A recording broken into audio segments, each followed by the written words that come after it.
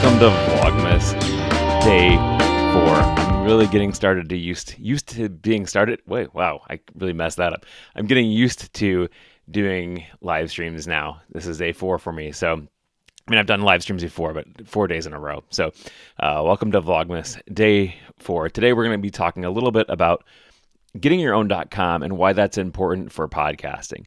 So, lots of times you get some sort of a web address with your hosting company, whether that's, your show.hostingaddress.com or whatever, something like that. It's super important to have your own.com though for a couple different reasons. Pushing people back to your website is always the best place, because if you move hosting companies, if they change their structure, then the place that you're pushing people back to is not your own place. So, for instance, I have my own.com for my website or for my podcast.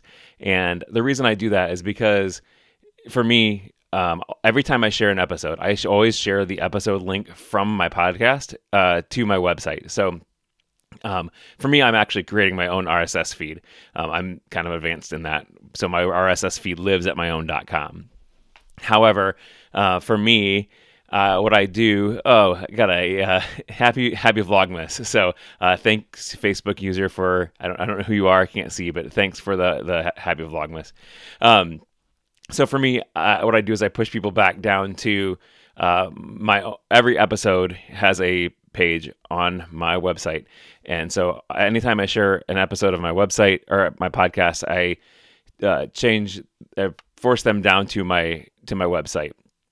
I don't share the iTunes link. I don't share the Spotify link. I always just share the link right to my website. That way I know I'm getting my branding. I know it's always going to be mine. That from my website, they can have their own, they can click out to the listening app if they want to, but it's always going to be live on my site is where that post is going to live. And I do that for several different reasons, because I want my own branding to it. I want to have that. I want to have people coming to my website. So you can do it a couple different ways. You can have your own.com pointing to your own website. Many podcast hosts also allow you to pay a few dollars maybe and use your own.com and forward it to them. And so in other words, you in your web hosting, where you buy your web domains at, you can a lot of times assign that where you want that to go.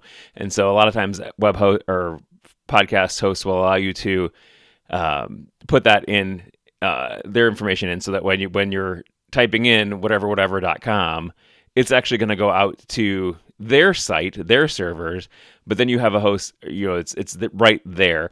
And that's still, your branding still looks good. It's at your own.com, not the hosting companies. So that's why I would suggest doing it. And then again, if you're going to change hosts, you can easily change that back to a different host or something different. But people are always going to remember your.com. They are not going to remember, your website.libsyn or your website.buzzsprout or your website.whatever. They're going to remember your website.com because they're thinking about your podcast. So always have your own.com for your website or for your podcast, as well as always pushing people back to your own.com. And I've seen people send links to like an Apple podcast. Guys, if people don't have Apple Podcasts, it's not going to work for them. I mean, yes, Apple Podcasts does have their own website, but you don't want them to go there. You want them to go to your own.com. So again, thanks guys for joining me for Vlogmas Day 4. I really appreciate it. This is getting a little bit easier. My tongue still got tied today, but I'm getting a little bit better at it. So thanks guys. Have a great day.